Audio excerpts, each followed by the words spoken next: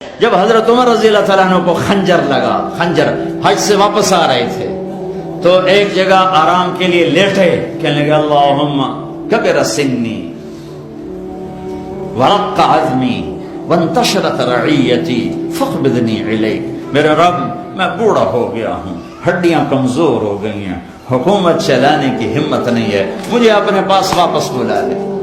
پہنچے ہیں اور 27 ذوالحج کو خنجر لگا ہے، 29 کو جان گئی اور یکم محرم کو قبر میں چلے گئے۔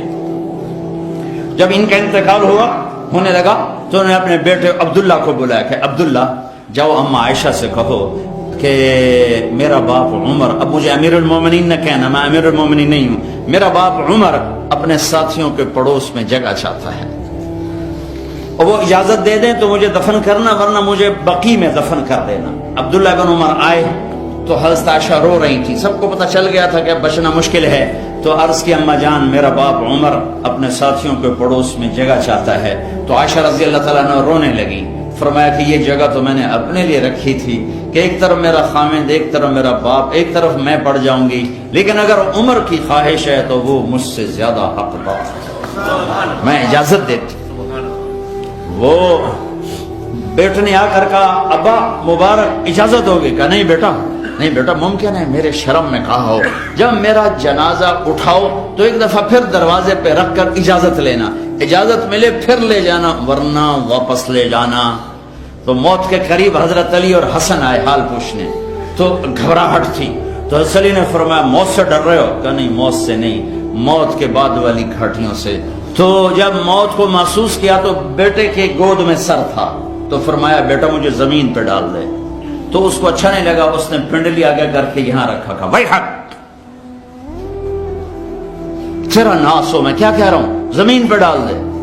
تو انہوں نے زمین پہ جو ڈالا تو یوں اپنے گال کو مٹی پہ رکھ دیا۔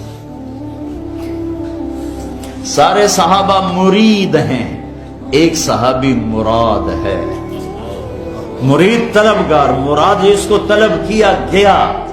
آپ نے کسی کو نہیں اللہ سے مانگا سوائے عمر کے، اے اللہ 2 عمر میں سے ایک دے دے، یا بن ہشام دے دے یا بن خطاب دے دے، اور مجھ سے پوچھتا ہے تو میں ابن خطاب مانگتا ہوں۔ آپ نے جمعہ کی رات جمعرات کی رات کو یہ دعا مانگی اور جمعرات کو عمر کلمہ پڑھ گئے۔ ہاں سارے مرید یہ مراد، اور سر مٹی میں۔ میدان عرفات میں میرے نبی نے فرمایا میرا اللہ میرے تمام صحابہ کو دیکھ کے خوش ہو رہا ہے اور عمر پہ خاص طور پہ خوش ہو رہا ہے۔ تو سر رکھا مٹی میں، قبیل لک یا عمر ان لم یغفر لک ربک، اے عمر تیرے رب نے تجھے معاف نہ کیا تو تو ہلاک ہو گیا۔ جس کے لیے جنت تیار ہے وہ ڈر رہا ہے، مجھے تو پتہ نہیں میرے ساتھ کیا ہونے والا ہے، کیا پتھر دل ہیں، نہ جنت کے شوق ہے نہ جہنم کے خوف۔ اور یہی کہتے کہتے جان نکل گئی۔ جنازہ اٹھا کے دروازے پہ لائے،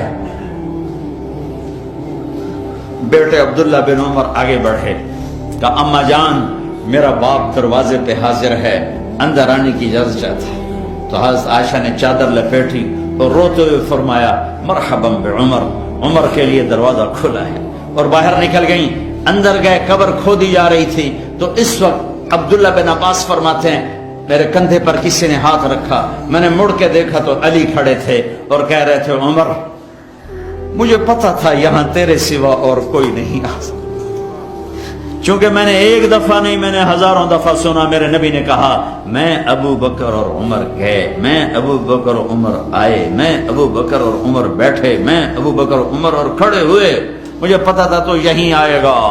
اے اما عائشہ کو یہ سعادت ہے کہ ان کے حجرے میں کائنات کے سب سردار آرام فرما رہے ہیں، اور دائیں بائیں ابو بکر اور عمر آرام فرما